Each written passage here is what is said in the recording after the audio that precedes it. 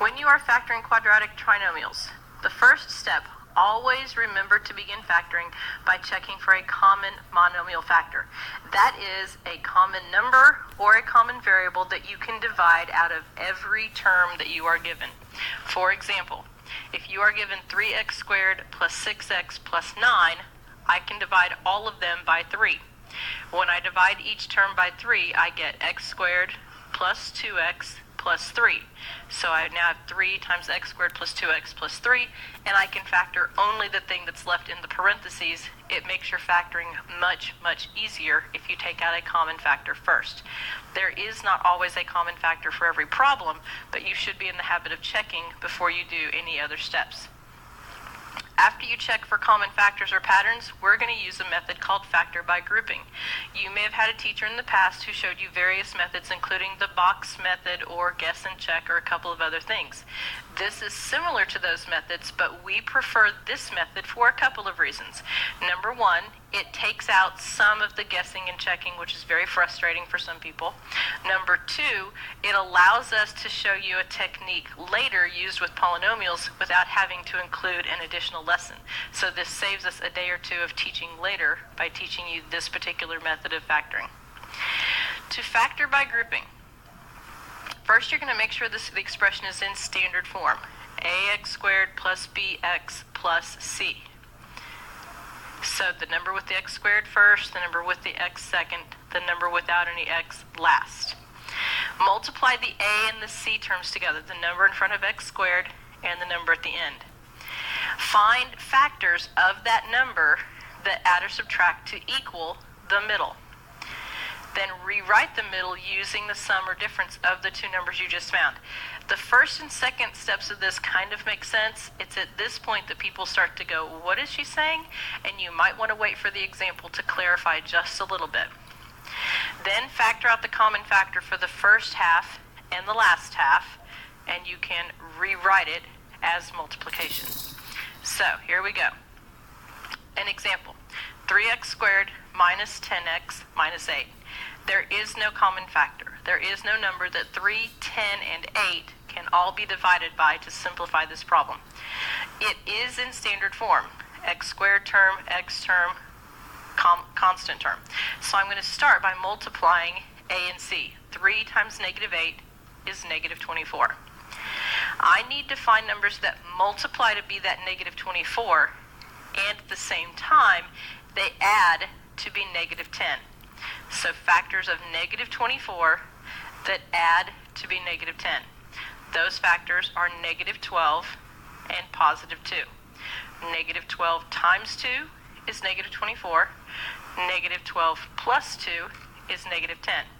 So I'm going to replace my negative 10x in the middle with a negative 12x and a positive 2x. Notice that if you simplify it, it has the same value. I've just changed its form. Now I can split this into two halves. I can say, what do the first two terms have in common, and what do the last two terms have in common? The first two terms have a 3x in common. If I divide 3x squared by 3x, I get x. If I divide negative 12x by 3x, I get negative 4. The last two terms have a 2 in common. If I divide 2x by 2, I get x. If I divide negative 8 by 2, I get negative 4. Notice that your parentheses are the same. This is key. If your parentheses are not the same, you've made a mistake someplace and you need to backtrack. Now, because I have 3x, x minus 4s, and I have 2x minus 4s, I can regroup this and write it as multiplication. 3x plus 2 times x minus 4. This is one of those processes that it kind of makes sense when you see this, but truly you need to practice 5 or 10 or 15 problems to internalize the process for yourself. So don't panic if you look at this and you say, yeah, I kind of understand what she did, but I don't know if I can do that myself. You're going to get lots of practice. All we're asking is that you come in with the notes completed and you're ready to have a discussion. Where are you having problems? Where are your questions? One additional thing I want to do before we have some examples here. We want to eventually use this to solve quadratic equations. So the only difference here is that you have to make sure that whatever you have is equal to 0. Factor it, just using the steps that we went through. Then set each of your factors, the things in parentheses, equal to 0, and solve each equation. So you'll get 2 answers, and then you can plug those into your original equation to check your work. The solving is really the easy part of the problem. It's the factoring itself that's the difficult part. And I have 3 examples we're going to go through if you'll be patient with me for just a second. Okay, so here are some examples to practice this factoring idea. First example, 8m squared minus 10m minus 3. First, I look for a common factor. Is there a number that 8, negative 10, and negative 3 can all be divided by? And the answer is no. So I multiply my a term and my c term. I get negative 24. I need numbers that multiply to negative 24 and add to be negative 10. Those numbers are negative 12 and positive 2. So I'm going to rewrite the middle using the negative 12m and the positive 2m. Notice that if I add the middle back together, it still has the same value. What can I factor out of the first 2? Well, 8 and 12 can both be divided by 4. I can also take out an m from both terms, so I'm going to divide them both by 4m. 8 divided by 4 is 2, m squared divided by m is m. Negative 12 divided by 4 is negative 3, m divided by m would cancel. Out of the second half, I can't divide them by anything, so I'm simply going to take out a 1. 2m divided by 1 is 2m. Negative 3 divided by 1 is negative 3. Notice that my parentheses are the same. So now I can regroup this. 4m plus 1 times 2m minus 3.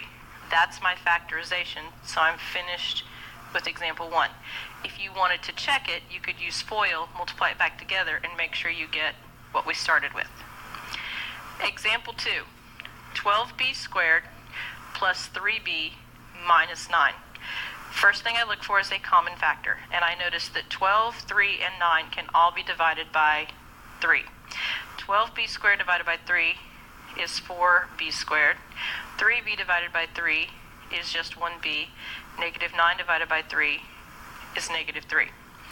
Now I need to factor what's in the parentheses, keeping the 3 in the front. Multiply a and c. 4 times negative 3 is negative 12. I need numbers that multiply to negative 12 and add to 1. The number that's not written there is a 1. Those numbers are negative 3 and positive 4. So I keep the 3 in the front. This becomes 4b squared minus 3b plus 4b minus 3. Notice that if I add these back together, I still get this middle term. The first half, I can only divide a 4 and a 3 by 1, but I can also divide them by a b. 4 divided by 1 is 4. B squared divided by b is b. Negative 3 divided by b is by 1 is negative 3, and the b's would cancel each other out. Out of the second half, nothing can count a 4 and 3 again, so I'm just going to use the 1, but I get 4b minus 3 in the parentheses. My parentheses are the same. Oh, don't forget that we had this 3 hanging out in the front. So I keep the 3 in the front, and then I regroup. b plus 1 times 4b minus 3. Again, if you're looking at this and you're saying, yeah, I kind of see what she's doing, but I don't think I can do it, be patient. We're going to do lots more examples in class. You're going to get to ask lots of questions, and then you're going to get lots of time, 4 days in fact, to practice this.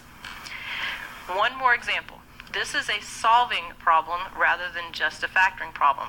I have 3x squared plus 2x is equal to 8. The first thing I have to do is rewrite it so that it's equal to 0. To do that, I would subtract 8 from both sides.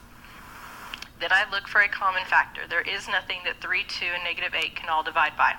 So I'm going to go ahead with my factor by grouping. 3 times negative 8, again, is negative 24. I didn't pick on that number on purpose. It just happened. I need numbers that multiply to negative 24 and add to positive 2. Those numbers are negative 4 and positive 6. And by the way, if you switch the order of these numbers when you work out this problem, you'll get the same answer at the end. So I'm going to rewrite this as 3x squared minus 4x plus 6x minus 8. The first half, I can take out an x, and I'm left with 3x minus 4. The second half, out of 6 and 8, I can take out a 2. 6x divided by 2 is 3x, minus 8 divided by 2 is minus 4. My parentheses match, so I can regroup it. X plus 2 times 3x minus 4. Remember, this whole thing was equal to 0. I should not have dropped that. Now I can split this up. If I have two things multiplied together and the answer is 0, that means one of the things I started with had to be 0. Since we don't know which one it was, we have to solve for both possibilities. Here I would subtract 2 from both sides, and x would be negative 2. Here I would add 4, so 3x is equal to 4. Divide by 3, I would get 4/3, or 1 1/3. You could plug those values back into the original to check it and make sure you got 8. Again, we do not expect you to be experts when you walk in tomorrow. We want you to be informed, we want you to have a complete list of questions, and we want you to be prepared for more examples. This is a crucial skill, but we will practice it for several days. Take a deep breath, think about it for a few minutes, and then wait for class time tomorrow. Thanks.